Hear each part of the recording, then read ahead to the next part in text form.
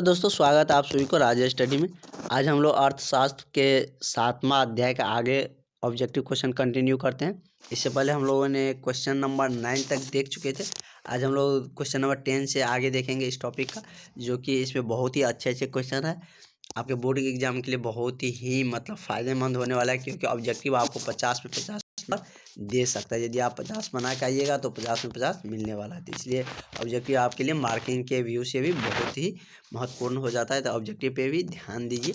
और मॉर्निंग में डेली हम आपको ऑब्जेक्टिव पढ़ाते हैं, जिसमें हर टॉपिक वाइज जो चैप्टर जो सब्जेक्ट अभी तक ख़त्म हो चुका है उसके हर टॉपिक वाइज बताते हैं। तो चलिए देखते हैं, क्वेश्चन कंटिन्यू करते हैं। मेरा आज का क्वेश्चन क्या कर रहा है। इससे पहले यदि आप चैनल पर नए हो तो सब्सक्राइब जरूर करिए। देखते हैं मेरा पहला क्वेश्चन कर रहा है। क्वेश्चन नंबर 10 से स्टार्ट करते हैं। 9 तक हम लोग इन्हें देख चुके थे। क्वेश्चन नंबर 10 कह रहा है कि वर्तमान में भारत में कितने जिला फॉर्म होते हैं। तो हमने थ्योरी वाला पोर्शन में देखे थे कि कितना जिले फॉर्म होते हैं, कितना राष्ट्रीय फॉर्म होते हैं। तो देश में इस समय में कितने हैं? 582 जिला फॉर्म है, 35 राज्य आयोग है और एक क्या है? राष्ट्रीय आयोग है। तो हमसे अभी पूछा क्या जा रहा है कि कितने जिले फॉर्म है। तो कितने हैं? 582 जिले फॉर्म है। तो इसका करेक्ट आंसर कौन हो जाएगा? ऑप्शन नंबर बी हो जाएगा। 582 जिला फॉर्म वर्तमान में भारत में है। उसके बाद नेक्स्ट क्वेश्चन कर रहा है, भारत सरकार ने सूचना का अधिकार अधिनियम कब पारित किया। किस ईस्वी में सूचना का अधिकार अधिनियम पारित हुआ था। तो वह कब हुआ था?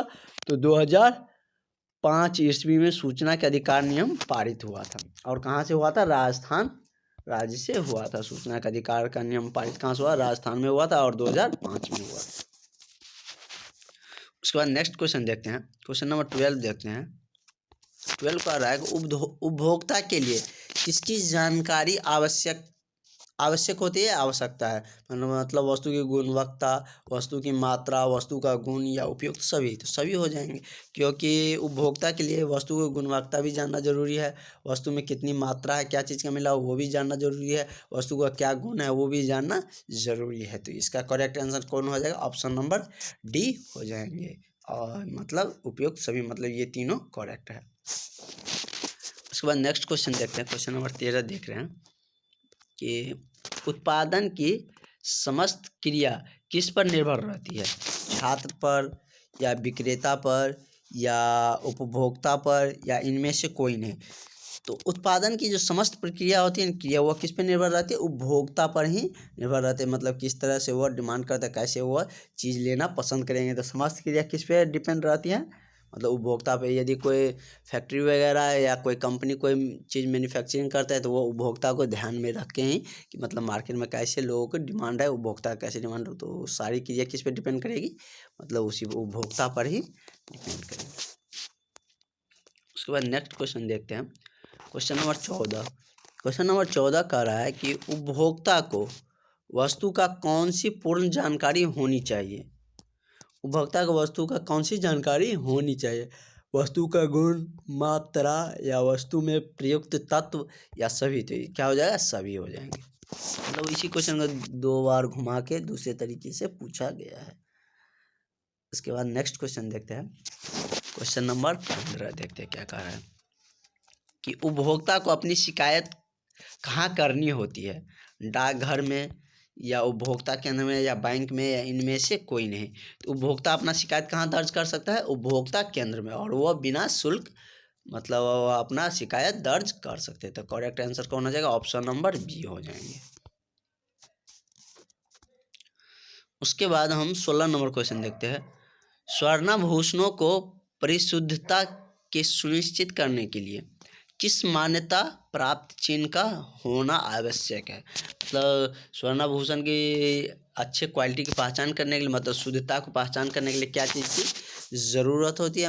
कौन सा चिन्ह होना चाहिए? ISI मार्क या हॉलो मार्क या एग मार्क या इनमें से कोई नहीं। तो क्या चीज़ की ज़रूरत पड़ती है? हॉलो मार्क की। स्वर्ण भूषणों में हम क्या देखते हैं? हॉलो मार्क देखते हैं कि कितना हॉलो मार्क इसमें लगा हुआ। तो करेक्ट आंसर कौन हो जाएगा? ऑप्शन नंबर बी, जो कि 16 और 13 दो बार पूछा गया, और भी बहुत बार पूछा गया है लेकिन 2 बार हम मेंशन किए हैं।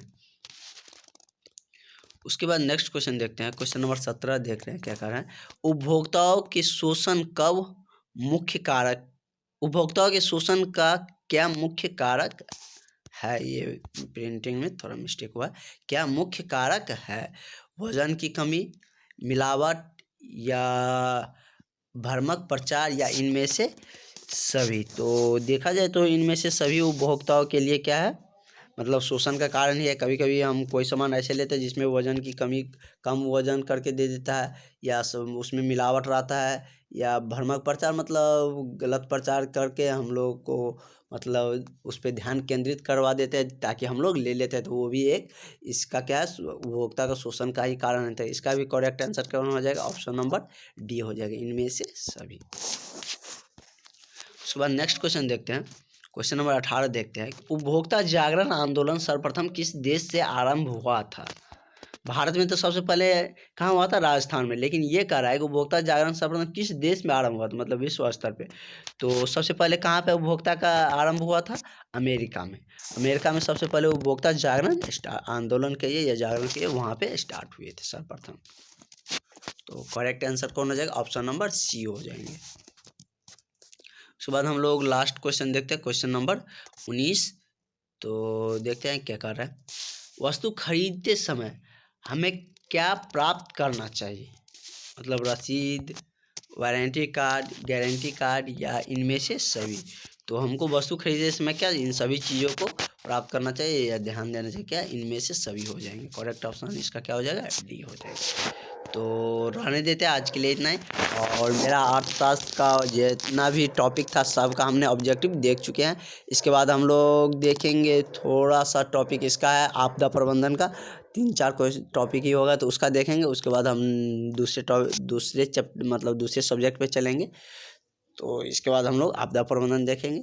और आपका एग्ज़ाम अब बहुत नज़दीक आ गया है, तो अब आप अपना 100% देकर आप अच्छे से तैयारी करिए, क्योंकि आप अंत में अच्छा करिएगा तो आपको अच्छा नंबर भी दिखेगा, अच्छा नंबर आएंगे। तो रहने देते आज के लिए इतना ही। और शाम में हम लोग लॉन्ग क्वेश्चन का नेक्स्ट सेशन लेके आएंगे। तो आज के लिए इतना ही, थैंक यू।